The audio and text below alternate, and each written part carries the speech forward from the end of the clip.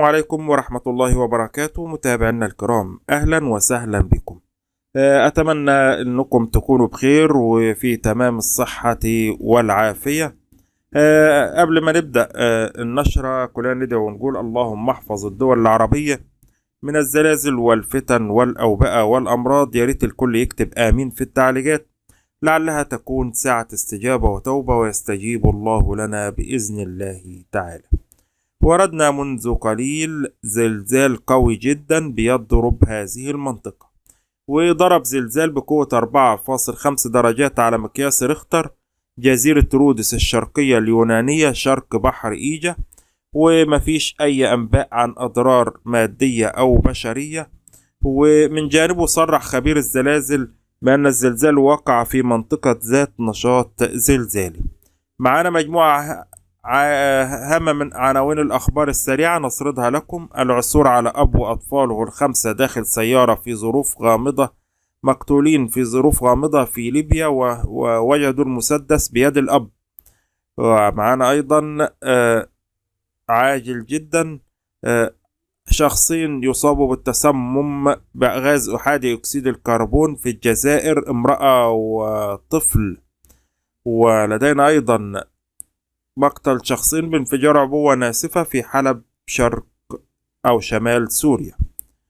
حالة من الحزن الشديد تسيطر على مصر بعد وفاة أقدم محفظ القرآن بقرية أبو مندور تابع لمركز دسوق في كفر الشيخ.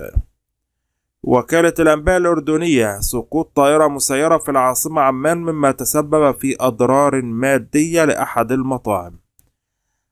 قضاء الكويت يقضي بالحكم على مواطنة 4 سنوات مع الشغل والنفاذ على خلفية اتهامها بشكوى كيدية ضد مواطن ادعت فيها هتك عرضه قبل أن يتضح لاحقا أنها قامت بابتزازه.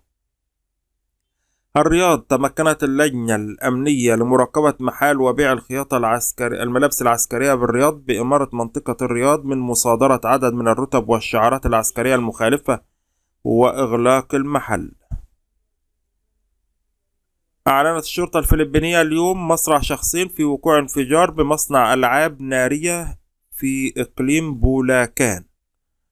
وفي خبر آخر: وفي واقعة نادرة، كارثة على ارتفاع 36 ألف قدم، اصطدام طائرة بحطام فضائي. وهذه الطائرة كانت متجهة من مطار دنفر أو من تابعة لشركة يونايتد ايرلاينز، وكانت في طريقها من مطار دنفر إلى لوس أنجلوس، وإصابة الطيار بجروح. وفي خبر مؤسف: لقى 35 شخص مصرعهم على الأقل، وإصابة 46 في انفجار شاحنة صهريج على بعد حادث سير في ولاية نيجر بواسطة نيجيريا. ومن مكة المكرمة: ضبط مواطن شرع في الصيد دون ترخيص بمكة المكرمة. شكرا لكم.